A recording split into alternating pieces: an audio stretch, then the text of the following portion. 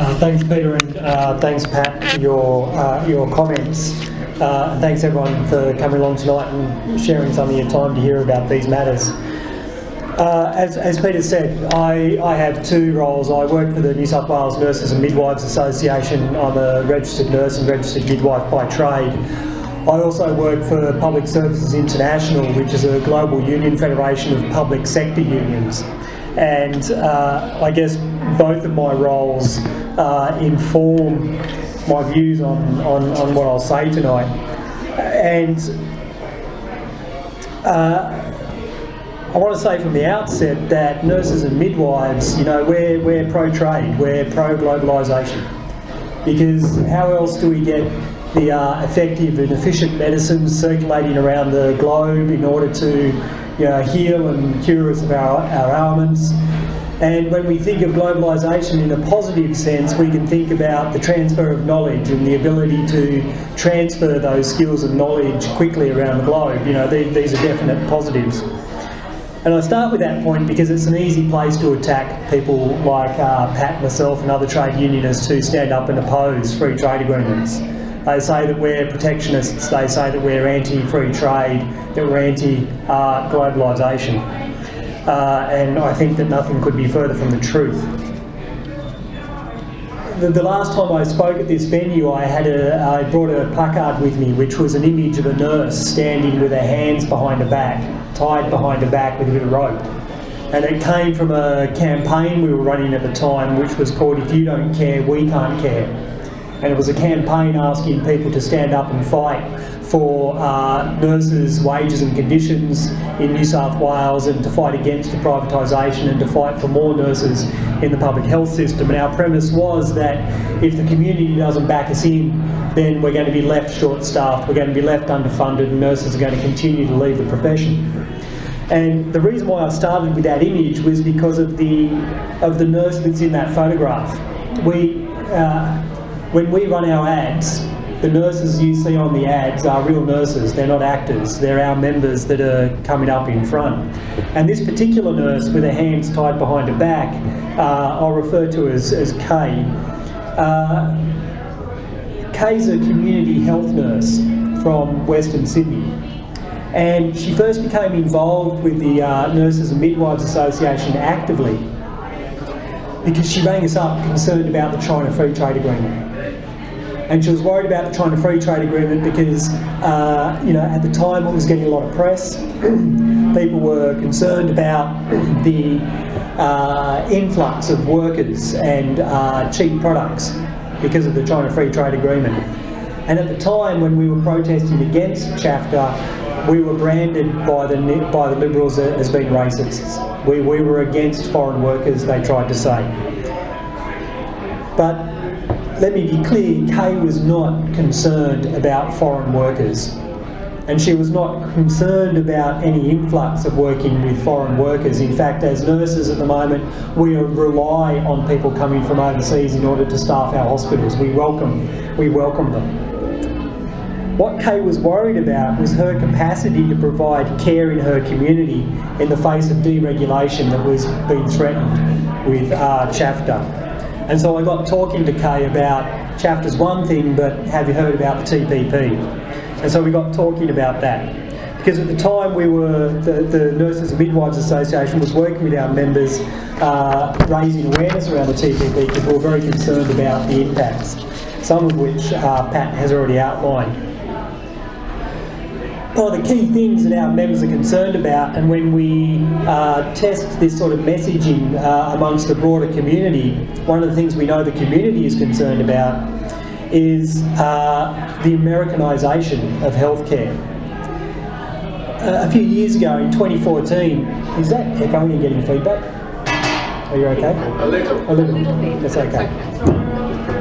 Because I can just shout, it might be easier, but thanks. When I was in Wisconsin in 2014, we were there helping to protest against Scott Walker, who later on became a presidential candidate and is a pin-up boy for the neoliberals in America. And Scott Walker had this program of attacking public sector workers, attacking public sector services, and not only that, but the pensions that people relied on in order to live. And I saw this guy sitting on the side of the road is a guy sitting there who is younger than some of us in the room, but older than some of us in the room.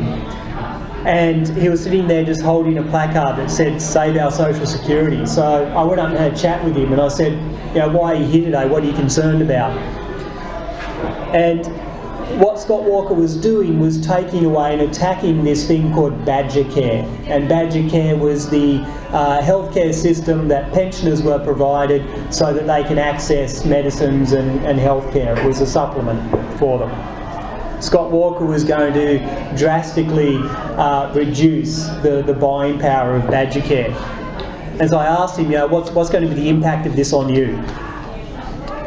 And he said, it'll come down to me choosing between my insulin and my strips to test my blood sugar levels, my rent and my food. I won't be able to afford all three. The only way he was going to be able to maintain testing his blood sugar levels the way he figured it was to present every day to the local ED department, where they have to treat people, and get his sugars tested and get some insulin. So he was facing dire consequences because of the neoliberal agenda in Wisconsin.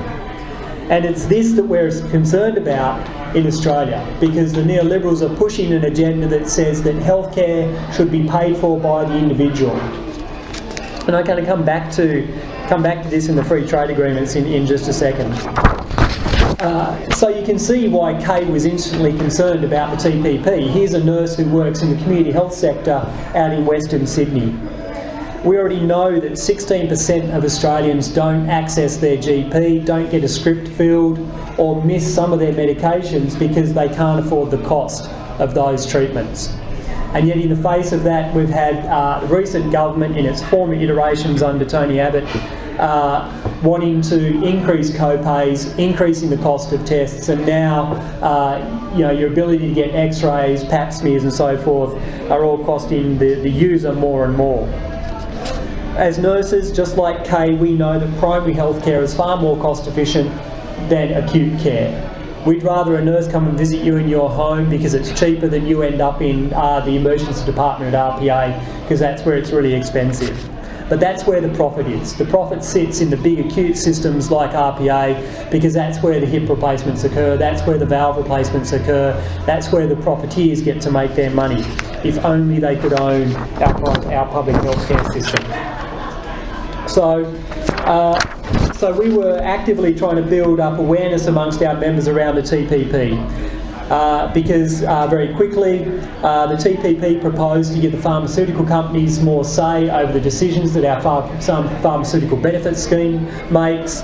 It threatened to impose greater monopolies on existing and biologic medicines, making the cost of medicines that we all buy every day more expensive. It sought to put restrictions on food labelling. So if we're talking about improving people's life through education, you can walk down an Australian supermarket shelf, pick up the food and have a look at the sugar and salt content in that, and you can get good warning about what it is you're trying to, what it is you might eat. The really good example of this is, Milo advertises itself as being a healthy drink for kids. If you want your kid to be a sporty and active kid, you've got to drink lots of Milo. But actually Milo is just flavoured sugar.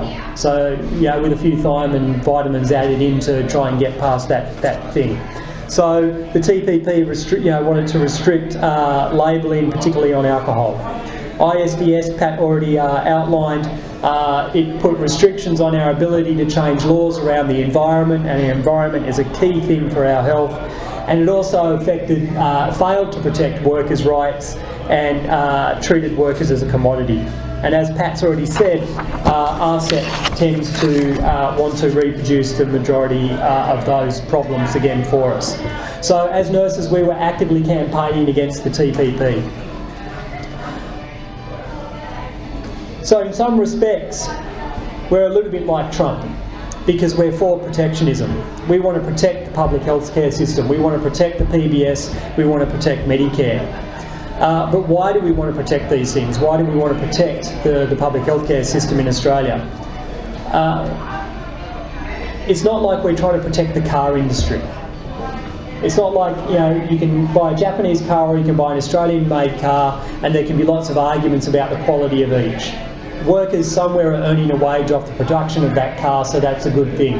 But when we talk about public health care and we talk about the efficiencies, then we know that a public health care system is far more efficient and far more effective than a system run on the for-profit basis as we see in America.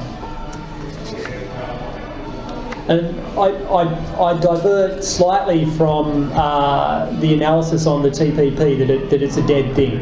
And I think that the TPP at the moment remains a threat. It remains a threat, as Pat said, because they're attempting to do the TPP -1. And whilst I share her, I take on board her position that it's going to be very difficult for them to get it through in any way, shape or form. The point is, the intent of the TPP remains. The intent of the TPP remains. So I come back to neoliberalism, and if I had my slides up and going now, you'd see a nice photograph of Ronald Reagan and Margaret Thatcher in their prime, looking beautifully into the future, into the sun. So the tenets of neoliberalism: small government, low taxing, a free hand for the market, and getting unions out of the way because they're the people that put the brakes on all of those things. And we can see that neoliberalism, since Margaret Thatcher and our own Paul Keating, have had their way. When you graph out the decline of union membership on a graph and see it going down, you see the wages of middle class people paralleling that drop. There's no accident that those wages are going down at the same rate that the union membership is going down. We know that when you belong to a union, you get a better rate of pay, you get better paying conditions over the private sector. The 1% are getting exactly what they want out of this, out of the neoliberal changes. Yes, there was the change in industries, and globalisation has led to a massive societal changes around the globe. But throughout all of this, workers are missing out. We're seeing politicians continually pander or fall captive to the demands of neoliberalism, of deregulation, of privatisation, and the attacks on people's rights. And this has led to a real disconnect with our democracy, and in some respects has created the vacuum into which HANSON and Trump have trodden. Because we see that the agendas very clearly and very proudly of the Liberal government are to wind back public health care and increase private insurance, private health care. In New South Wales, we're seeing massive amounts of privatisation of health care. All home aged care services will now be privatised. All palliative care will now be privatised. Community mental health is all but totally privatised in New South Wales, and we've got 5 or 6 public hospitals now on the chopping block for privatisation. The only way that the private healthcare industries are surviving in this country, though, is the propping up of the private health insurance. The fastest growing budget line in the health budget for the federal government is reimbursing those of us who are fortunate enough or who are forced into having private health insurance. So the rebate on the private health insurance is now $6 billion. It was $4 billion in 2013, and it's growing at an exponential rate. So you can see that people are paying more and more for their health care, and we're demanding more and more of our politicians, but the politicians are increasingly simply turning back to the demands of neoliberalism. And again, Trump and HANSON turn into this. And the worst of that is this racism that we see. The racism they tried to tar us with in our opposition to the China Free Trade Agreement.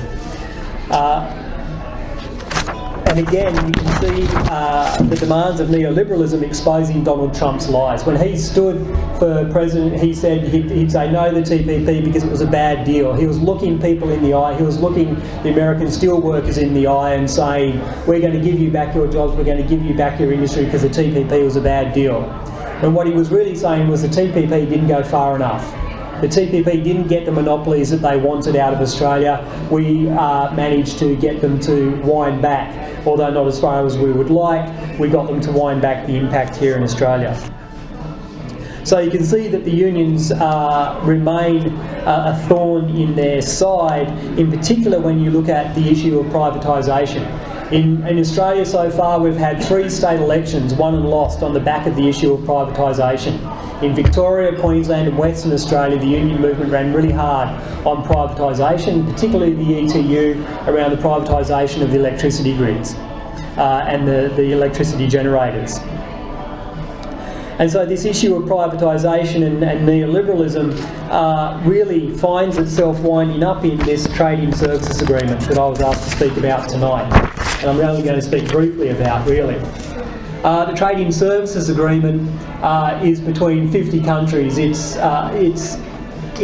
posited as a GATS plus, so the Global Agreement on Trade-in Services that was formed under the WTO. The neoliberals found that they didn't achieve exactly what they wanted, and yet they couldn't push the changes they wanted through the WTO process, so they've gone outside the WTO process and tried to negotiate this trade-in services agreement.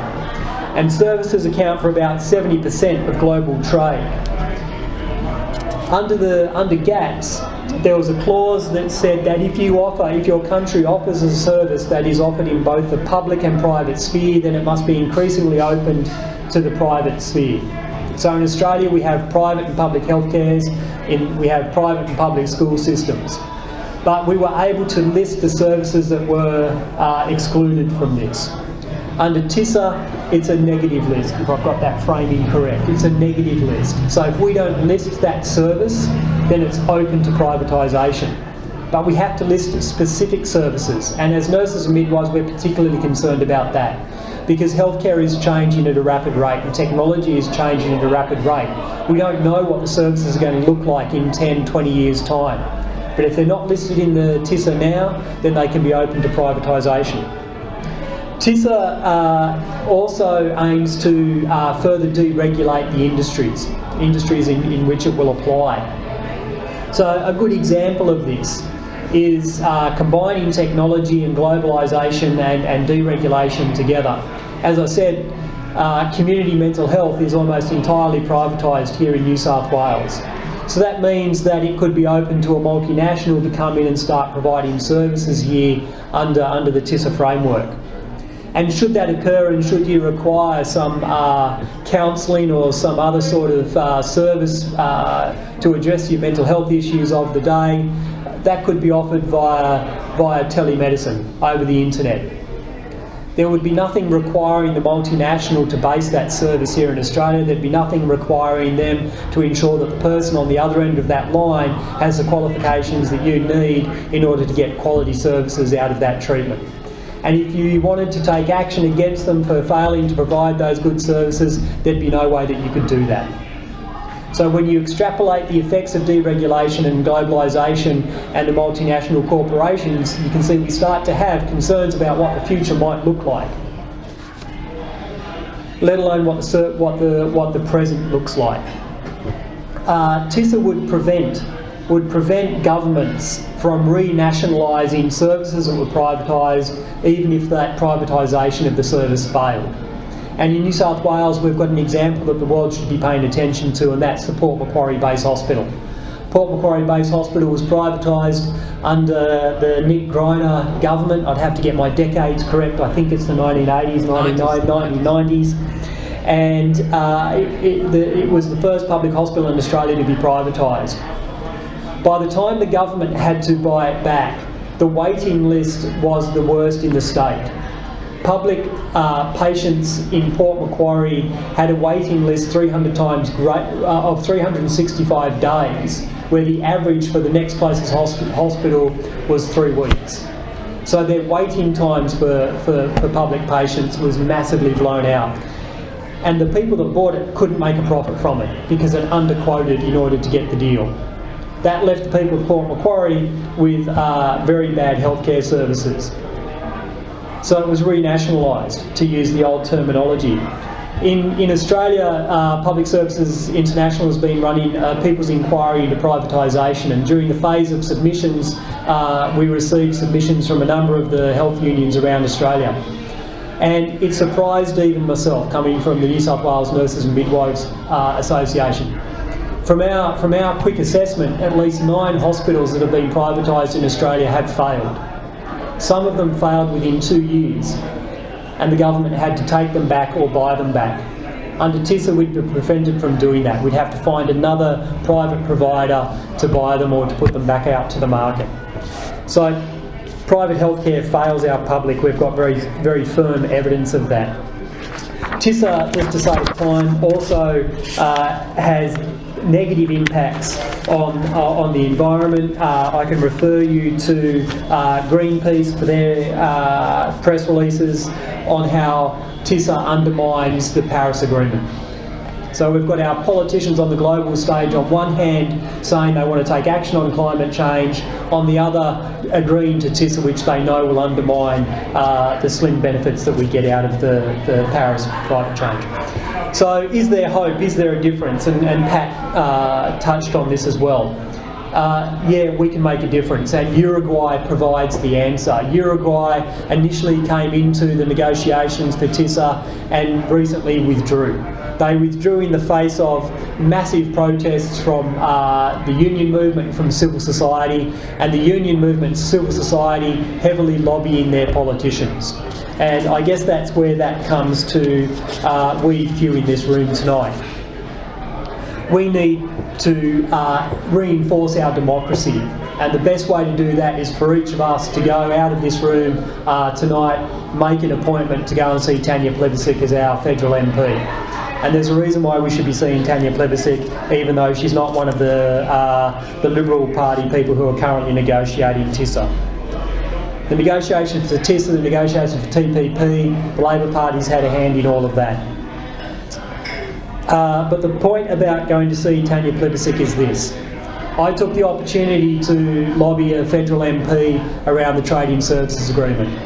And when I was conversing with this politician, an intelligent person, an articulate person, and on the whole a fairly progressive politician, when I explained to them our concerns around the trading services because of health, one of the things that was proposed by Turkey, I think it was, under the Trading Services Agreement, was a thing that we refer to as health tourism. But what it would mean is that you could take your private health insurance and travel the globe with it. So your current Bupa or NIB insurance you could take to Thailand and they would pay all the bills for you, less the gap fees. And he couldn't see the problem with that. He couldn't see the problem with that. Couldn't see the problem that Thailand is building hospitals for Westerners to go and get their cosmetic surgery, that the scarcity of well-trained nurses in Thailand are being employed at these hospitals rather than in the communities where they're needed. He couldn't see that problem, but I'll forgive him for that. What he couldn't see was the problem, the question of co-pays. He said to me, why would Australians go to Thailand to get their hip replaced? I said, well, because the co-pays in Thailand will be much less.